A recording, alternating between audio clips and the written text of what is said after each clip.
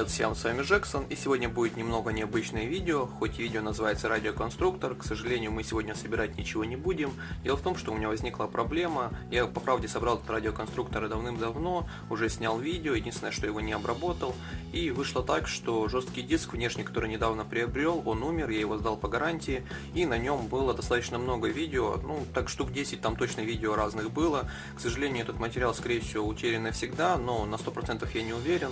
Сдал по гарантии, сказали, что в течение 2-3 недель возможно восстановят, но вот металлодетектор собрал, все-таки есть люди, которым интересно, работает ли он вообще, как его собрать. К сожалению, насчет того, как собрать, пока что ничего показать не могу.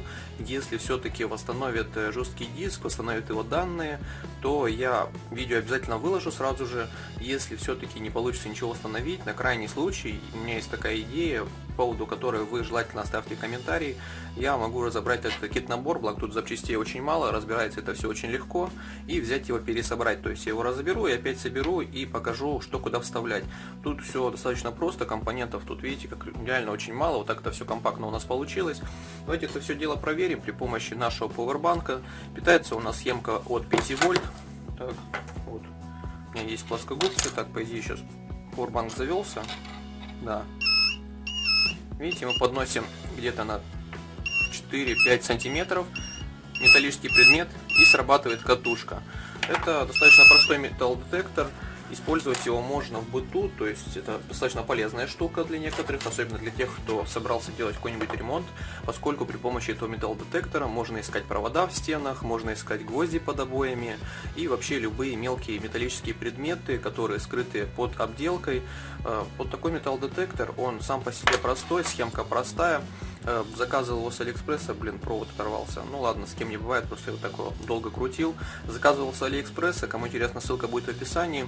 Стоил он, я уже не помню, по-моему, $4 что ли. Но мне кажется, для своей функции, то есть функция достаточно полезная, особенно для тех, кто хочет, допустим, найти скрытую проводку, ну или подобным функциям, он полезен. То есть кому надо будет, ссылка на него будет в описании.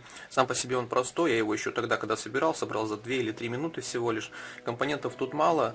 Ну, не знаю, я все-таки, если у вас возникнут какие-то вопросы, если решите его купить, собрать, пишите мне, я вам без проблем помогу, но, к сожалению, пока что видео по его сборке не будет, ну, как вы поняли, поскольку вот проблема вот этим жестким диском, как назывался-то он, сейчас если вспомнить, Silicon Power Stream S03, вот так он назывался, ну, не советовал бы, считайте, за неделю сдох жесткий диск, это вообще ненормально. Возможно, это то, что фирма какая-нибудь, ну, не очень хорошая, и они используют, наверное, какие-то очень дешевые жесткие диски, накопители, то есть, ну, не знаю. В общем-то, вот такой у нас металлодетектор.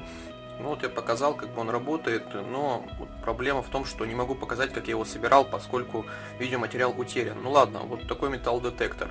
Кому интересно, ссылка на него будет в описании. В общем-то, с вами был Джексон, подписывайтесь, ставьте лайки, если вам понравилось это видео, и, в общем-то, пока.